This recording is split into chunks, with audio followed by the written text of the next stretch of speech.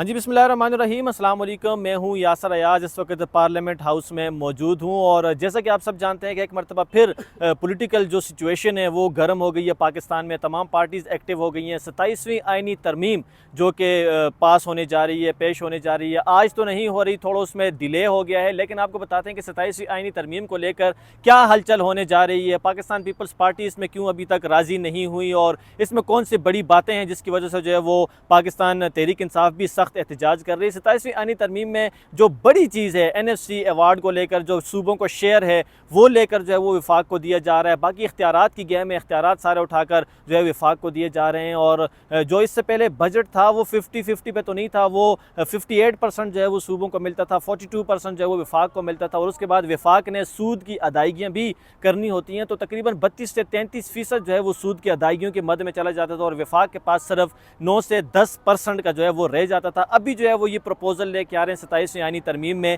कि इसको 50-50 पे लेके आते हैं कि 50% सूबों के पास जाए, 50% जो है वो वफाक को मिले, ताकि वफाक जो 32-33% की अदायगियाँ करे सूद की, उसके बाद भी उसके पास 17 से 18% जो है वो वफाक के पास खर्चों के लिए बच जाए।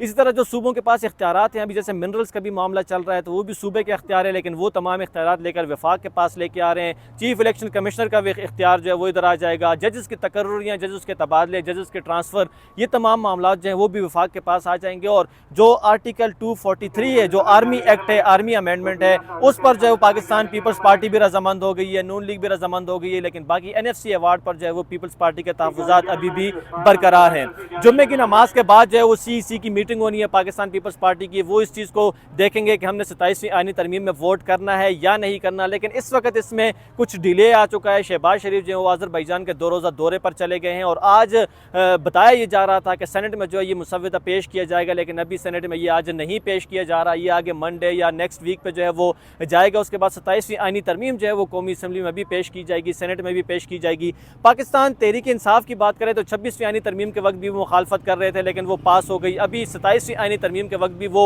मुकम्मल एहतजाज के मूड में नज़र आ रही है, वो बिल्कुल इस चीज़ में जो है वो हिस्सा नहीं ले रही। लेकिन 27वीं आइनी तरमीम भी वो पास कर जाएंगे, क्योंकि जो इत्तेहादी गवर्नमेंट है उनके पास जो है वो अक्सरियत इस वक्त मौजूद है, उनको जितने वोट्स दरकार हैं वो वोट्स उनके पास हैं। लेकिन मौलाना फजल रहमान के साथ भी मुज़ाकरात चल रहे हैं। फैसल वाडा जो हैं वो एक्टिव हुए हुए हैं, मौलाना से 2 मुलाकातें हो चुकी हैं, तीसरी भी होने जा रही है और उसमें मौलाना को भी जो है वो अपने साथ लूप में लिया जा रहा है, ताकि एक जो स्ट्रेंथ है वो बरकरार रखी जा सके। हालांकि हुकूमत को जो है वो वोट की ज़्यादा ज़रूरत नहीं है, लेकिन मौलाना के पास स्ट्रीट पावर मौजूद है, मौलाना एक बड़े स्टेक होल्डर हैं, तो इस वजह से उनको राज़ी किया जा रहा है, ताकि पाकिस्तान तहरीक इंसाफ तो वैसे भी क्रिटिक है, तो मौलाना एटलीस्ट जो है उनके साथ एक लाइन पे आ जाए, इस लूप में आ जाए, ताकि इस 27वीं आइनी तरमीम को जो है वो ज़्यादा अच्छे अंदाज में जो है वो प्रेजेंट किया जा सके।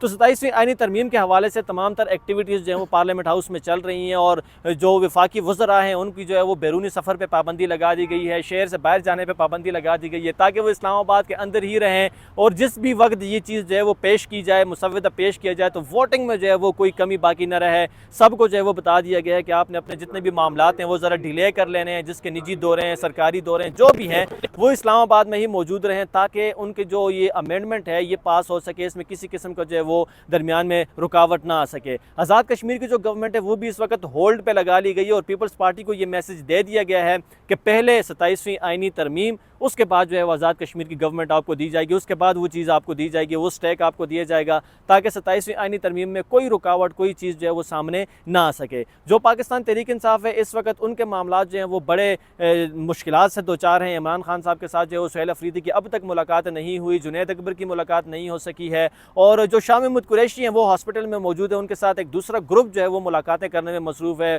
फवाद चौधरी, इमरान इस्माइल, जो पुराना पाकिस्तान तहरीक इंसाफ का ग्रुप है वो एक्टिव हुआ है। वो ये चाह रहे हैं कि हमें दरमियान में कुछ स्टेक मिल जाए, हम दरमियान में कोई ऐसा ब्रिज बना लें जिससे इमरान खान साहब को जो है वो रिहाई दिलवाई जाए, ताकि हमें भी दोबारा रेलिवेंट होने का मौका मिले। लेकिन जो पाकिस्तान तहरीक इंसाफ की मौजूदा गवर्नमेंट है वो इस चीज़ को मुकम्मल तौर पे रिजेक्ट कर रही है कि जिसने 9 मई के बाद मुश्किल हालात में पाकिस्तान तहरीक इंसाफ को छोड़ा, उसकी कोई जगह अब नहीं बनती कि वो इमरान खान के लिए कोई रास्ता बनाए, वो इस्टेब्लिशमेंट के दरमियान में कोई रास्ता बनाए, वो जो है मौजूदा सिचुएशन में हमारे दरमियान में आए, तो हम अपने तरीके से इस चीज़ को डील करेंगे। जबकि दूसरी जानिब जो पाकिस्तान तहरीक इंसाफ की मौजूदा लीडरशिप है वो इमरान खान साहब को रिहाई दिलवाने में मुकम्मल तौर पर जो है वो नाकाम दिखाई दे रही है। अब तक जो है वो कोई ऐसा मोमेंटम नहीं बनाया जा सका, तहरीक नहीं बनाई जा सकी जिससे जो है वो वफाकी हुकूमत प्रेशराइज़ किया जा सके या इस्टेब्लिशमेंट को प्रेशराइज़ किया जा सके या किसी तरह इमरान खान के बाहर निकलने की कोई उम्मीद जो है वो जगाई जा सके। इस वक्त इमरान खान सख्त क्रिटिक हैं, जो है वो आर्मी चीफ पर भी सख्त क्रिटिक हैं, वो उस पर भी जो शदीद तनकीद कर रहे हैं। जो गुज़िश्ता रोज़ उनकी ट्वीट आई थी उसमें भी वो आर्मी चीफ को जो है किसी को नफ्सियाती मरीज़ उन्होंने कह दिया। उन्होंने कहा ये शख्स नफ्सियाती है और ये अपने मफाद के लिए किसी भी हद तक जाएगा और ये जो है इंसानी हुकूक की पामाली हो गई है। पाकिस्तान में जो है कानून आयन कानून ख़त्म हो गया है और इंटरनेशनल जो ह्यूमन राइट्स की कमीशन है उनको भी उन्होंने मुखातिब किया कि आप इस चीज़ पर सख्त एक्शन लें। तो जो फील्ड मार्शल सैयद आसिम मुनीर साहब हैं वो तो इस वक्त मौजूदा सिचुएशन में बड़े पावरफुल हैं, क्योंकि जो इंडिया के साथ जंग हुई उसमें भी कामयाबी मिली, उसके बाद सऊदी अरब के साथ स्ट्रेटेजिक मुआहदा हुआ, उसके साथ जो अभी अफगानिस्तान के साथ मामला चल रहे हैं, जो अभी कतर के साथ भी स्ट्रेटेजिक मुआहदा होने जा रहा है। तो आर्मी चीफ जो है वो लाइम लाइट में है, वो तो एक पावरफुल पोजीशन में है, वो तो किसी सूरत प्रेशराइज नहीं दिखाई दे रहे। लेकिन पाकिस्तान तहरीक इंसाफ वो प्रेशर बिल्ड भी नहीं कर पा रही, क्योंकि पाकिस्तान तहरीक इंसाफ के पास सिर्फ और सिर्फ तहरीक इंसाफ तक की हुकूमत है। तहरीक इंसाफ खैबर पख्तूनख्वा तक का स्टेक है, खैबर पख्तूनख्वा में ही उनकी हुकूमत है, बाकी सूबों से तो उनकी हुकूमत ख़त्म हो चुकी है। तो पाकिस्तान तहरीक इंसाफ को अब वो मोमेंटम की ज़रूरत है, उस तहरीक की ज़रूरत है जिसकी वजह से वो विफाक को प्रेशराइज़ कर सके, वो अपना लोहा मनवा सके, वो दोबारा से लाइम लाइट में आ सके, वो दोबारा से जो है वो स्क्रीन पर दिखाई दिए जा सके। लेकिन जो चीफ़ एग्जीक्यूटिव हैं वो पहले अली अमीन गंडापुर थे, उनको चेंज किया गया, सुहेल अफरीदी को लाया गया ताकि वो कुछ बड़ा कर सकेंगे, लेकिन अब तक वो भी कुछ बड़ा करने में नाकाम दिखाई दे रहे हैं। हार्ड लाइनर ज़रूर हैं, सुहेल अफरीदी सख्त बयान ज़रूर दे रहे हैं, अली अमीन गंडापुर भी सख्त बयान दे रहे थे, लेकिन अमली तौर पर अब तक जो है वो सुहेल अफरीदी की जाने से भी कोई ऐसी बड़ी चीज़ सामने नहीं आ सकी कि जिससे हम ये कह सकते हैं कि अली अमीन गंडापुर फेल हो गए थे और सुहेल अफरीदी जो है वो पास हो जाएंगे। तो सुहेल अफरीदी किस तरह पास होंगे जब मैकेनिज्म वही है, जब सिस्टम वही है, जब इस्टेब्लिशमेंट वही है, जब ब्यूरोक्रेट्स वही हैं।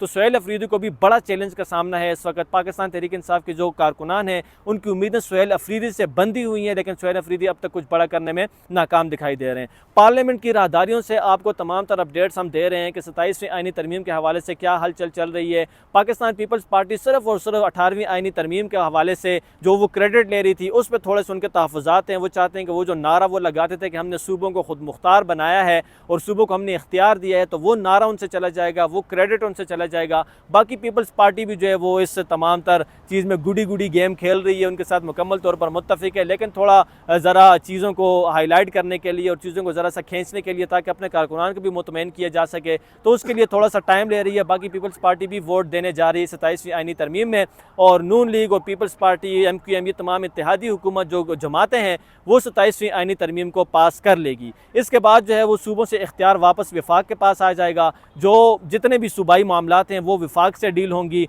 और उसके बाद जो है सूबों के पास इख्तियार बाकी नहीं रहेगा। 27वीं आईनी तरमीम पास होने के बाद ये भी बताया जा रहा है कि 28वीं आईनी तरमीम भी आनी है, और ये इतनी जल्दी होना है क्योंकि 20 नवंबर से पहले पहले उन्होंने 27वीं आईनी तरमीम पास करनी है और 30 नवंबर से पहले पहले आईनी अदालत बनानी है। आईनी अदालत बना के फिर जो है वो मामलात इनके कंट्रोल में आएंगे। तो ये इतना कम टाइम में इतना स्पीडी काम किस तरह किया जाता है ये आप भी देखेंगे पाकिस्तान में किस तरह होता है, हम भी देख रहे हैं। और पाकिस्तान में ये चीज़ें पहले भी होती रही हैं, ये कोई पहली बात नहीं है। 26वीं आईनी तरमीम भी इसी तरह पास हो गई थी और अभी 27वीं आईनी तरमीम के लिए भी तमाम तरह इंतजाम जो हैं वो मुकम्मल कर लिया गया है। तो 27वीं आईनी तरमीम पास होने के बाद एक आईनी अदालत बनाई जाएगी और उसके बाद तमाम तर मामला जो हैं वो आईनी अदालत के थ्रू डील किए जाएंगे। जो जजेस की ट्रांसफ़र है, जजेस की पोस्टिंग है, वो अब उनकी मर्ज़ी से नहीं होगी, उसमें हाई कोर्ट के जजेस जो हैं उनकी मर्ज़ी शामिल नहीं होगी, बल्कि वफाक अपनी मर्ज़ी से जो है वो उनको आईनी अदालत अपनी मर्ज़ी से उनको ट्रांसफ़र करेगा, पोस्टिंग करेगा और तमाम तर मामला जो है वो वफाक के कंट्रोल में आ जाएंगे। तो एक तरफ जब सूबाई हुकूमतों से जो है वो इख्तियारात लिए जा रहे हैं, एक तरफ